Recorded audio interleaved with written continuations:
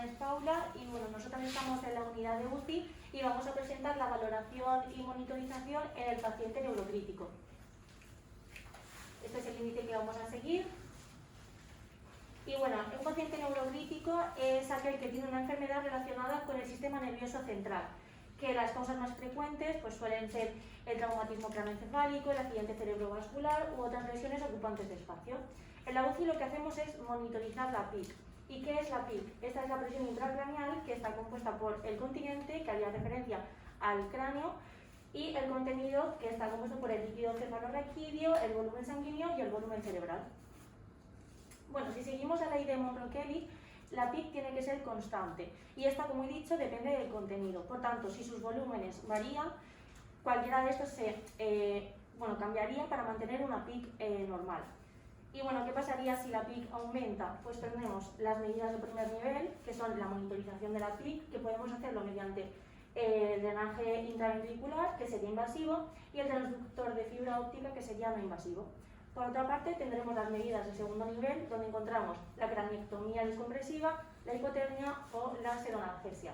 Y por otra parte, también podríamos monitorizar la presión de perfusión cerebral, la monitorización del oxígeno cerebral y de la función cerebral. Pero de esto hablará más adelante mi compañera.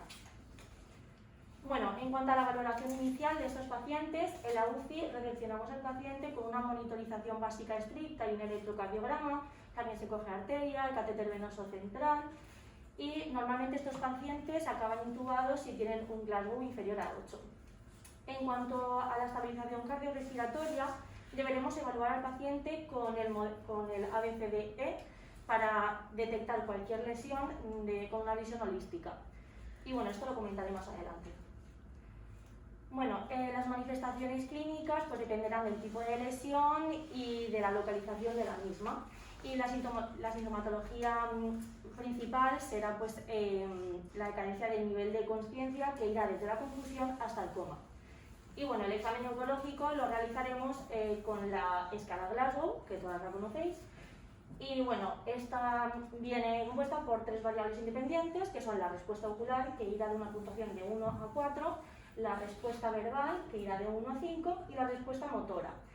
Que, bueno, si el paciente obedece a órdenes verbales, tendrá una puntuación máxima de 6, y por el contrario, si no obedece a órdenes verbales, deberemos de aplicar una estimulación dolorosa hasta obtener la máxima respuesta.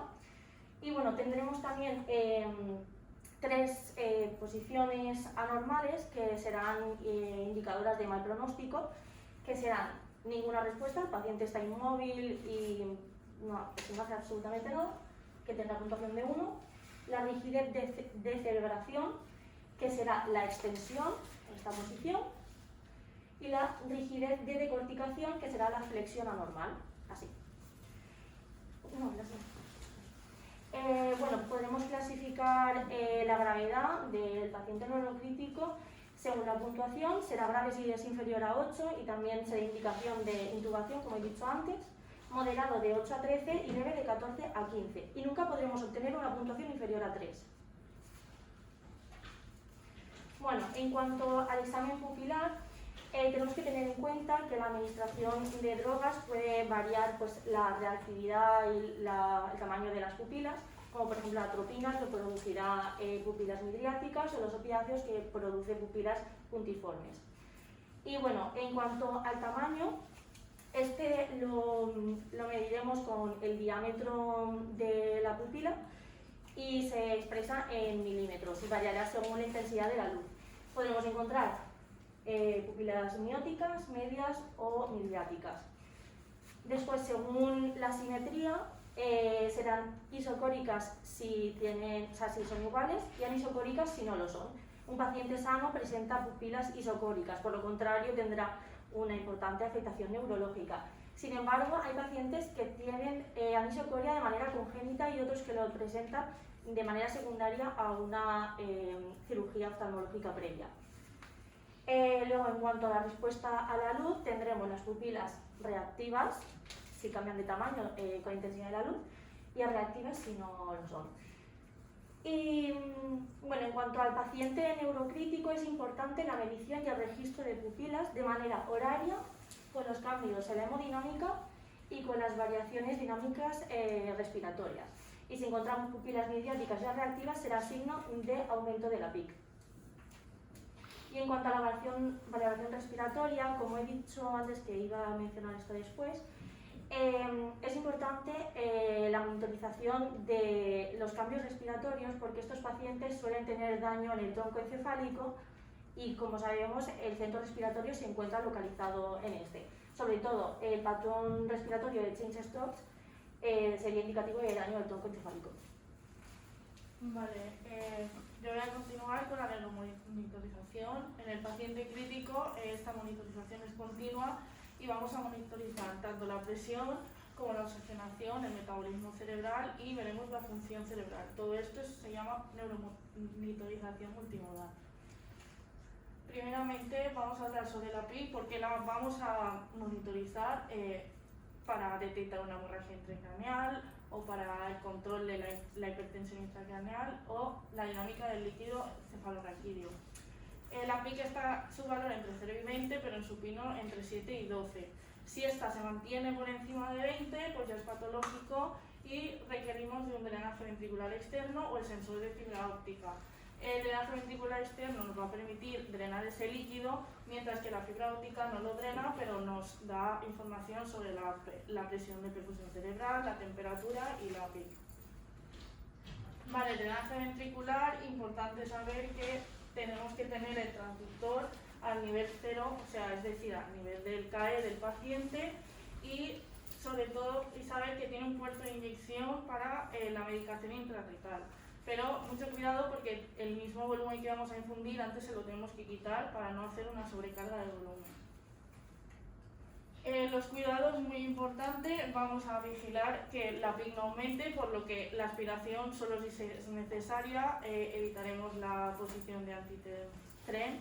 También el paciente está en una posición neutra entre 30 y 35 grados.